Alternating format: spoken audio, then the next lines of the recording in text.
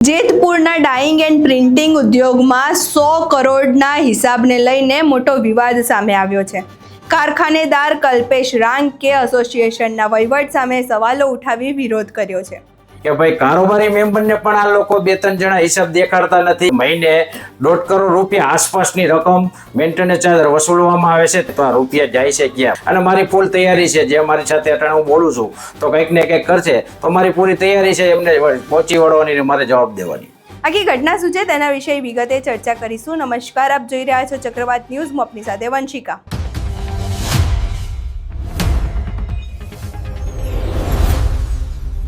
કલ્પેશ રાંકાનો આક્ષેપ છે કે કરોડો રૂપિયાની બેંક એફડી, પ્રોસેસ હાઉસ પાસેથી લેવાયેલી રકમ અને સાડીઓ પર વસૂલવામાં આવેલી રકમ સહિતના નાણાકીય વ્યવહારોનો સ્પષ્ટ હિસાબ સભ્યો સમક્ષ રજૂ કરવામાં આવ્યો જ નથી।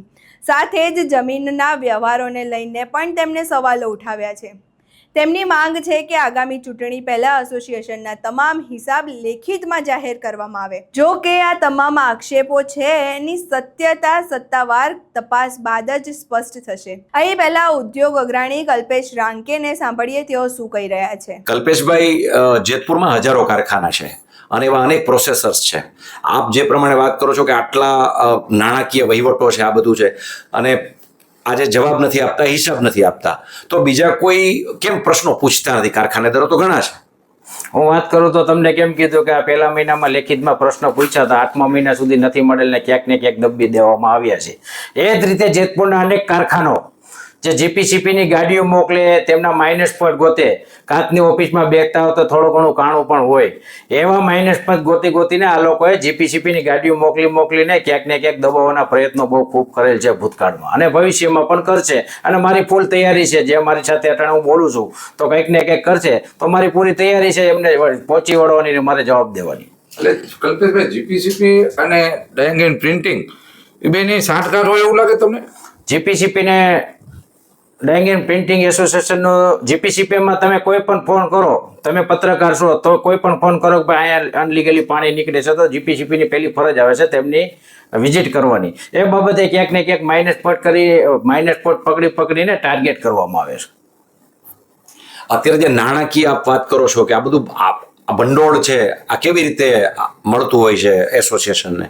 આમાં સાડી દીઠ પેલા યુનિટ બનાવો એટલે એમને મંજૂરી લેવામાં આવે છે, કન્સાઇન લેવામાં આવે છે, ને પછી મેન્ટેનન્સ ચાર્જ મહિને લેવામાં આવે છે, એટલે 3 મહિને વસૂલવામાં આવે છે। એ જો કે મહિનાનો ચાર્જ છે સાડી દીઠ 130 રૂપિયા, એટલે 72 સાડીનું ખાતું હોય તો 10,000 રૂપિયા આસપાસ થાય છે। એવા આપણે તમે સમજી લ્યો કે 1,10,000 સાડી છે, તો એમ સમજી લ્યો કે મહિને 1.5 કરોડ રૂપિયા આસપાસની રકમ મેન્ટેનન્સ ચાર્જ વસૂલવામાં આવે છે। તેમ છતાં ક્યાંક ને ક્યાંક પોલ્યુશન આ થઈ રહ્યું છે, તો આ રૂપિયા જાય છે ક્યાં? પ્લસ મેન્ટેનન્સ ચાર્જના પૈસા તો આ લોકો લે છે, પણ જે મૂડી એફડી તોડવામાં આવી છે, કઈ બાબતે એફડી તોડવામાં આવી છે, જે પ્રોસેસ હાઉસના પૈસા છે એ ક્યાં નાખવામાં આવે, નીલગીરીના પૈસા છે ક્યાં નાખવામાં આવે? મહત્વ છે જમીન, જે 100-150 જમીન છે, જમીનની ક્યાંક ને ક્યાંક હિસાબ કિતાબમાં લેવી જરૂરી છે ને। હાલમાં ભવિષ્યમાં જે યુવા પેઢીઓ આવે છે તો એમને પણ ખ્યાલ પડવો જોઈએ કે આ જમીન અટાણે આમના નામની છે પણ ખરેખર છે એસોસિએશનના નામની।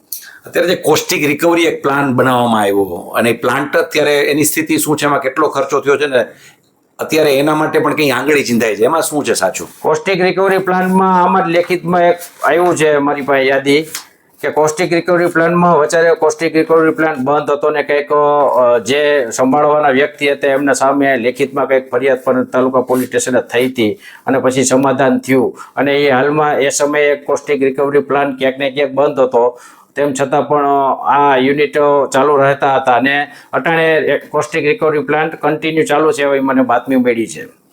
આમ કોસ્ટિક રિકવરી પ્લાન્ટ બહીનો શરૂઆત થઈ એનો ખર્ચનો અંદાજ કે એવું પણ ક્યારેય કંઈ આપવામાં આવે છે કે નહીં? એ કોઈ લેખિતમાં કોઈને જવાબ આપવાનો આવતો નથી। મને તો હમણાં 4 દી પહેલા ખબર પડી કે ભાઈ કારોબારી મેમ્બરને પણ આ લોકો 2-3 જણા હિસાબ દેખાડતા નથી, કઈ પૂછતા નથી, કઈ કરતા નથી। 2-3 જણા જ આ લોકો વહીવટ કરે છે, અને હમણાં જ જે 2-3 દી પહેલા કારોબારી મેમ્બરોને મૌખિક હિસાબમાં અડધી કલાકમાં છેલ્લા 6 વર્ષનો હિસાબ સમજાવી દેવામાં આવ્યો હતો, એવી મને વાત મળેલ છે।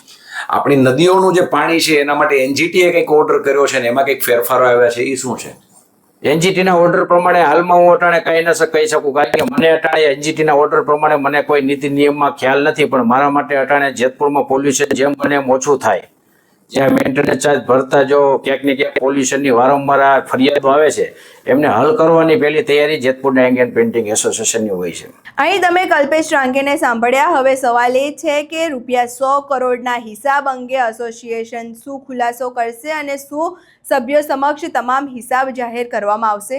આ સમગ્ર મામલે હવે એસોસિએશનના જવાબ પર જ સૌની નજર રહેશે. અહીં તમે આખી ઘટના સાંભળી. આ ઘટનાને લઈને તમારા શું મંતવ્યો છે અમને કમેન્ટ બોક્સમાં જરૂરથી જણાવજો. અમારો વિડીયો પસંદ આવ્યો હોય તો વિડીયોને લાઇક કરજો, શેર કરજો અને મારી ચેનલને સબસ્ક્રાઇબ કરવાનું ભૂલશો નહીં. રિપોર્ટર સંતોષ સોલંકી, જેતપુર. નમસ્કાર.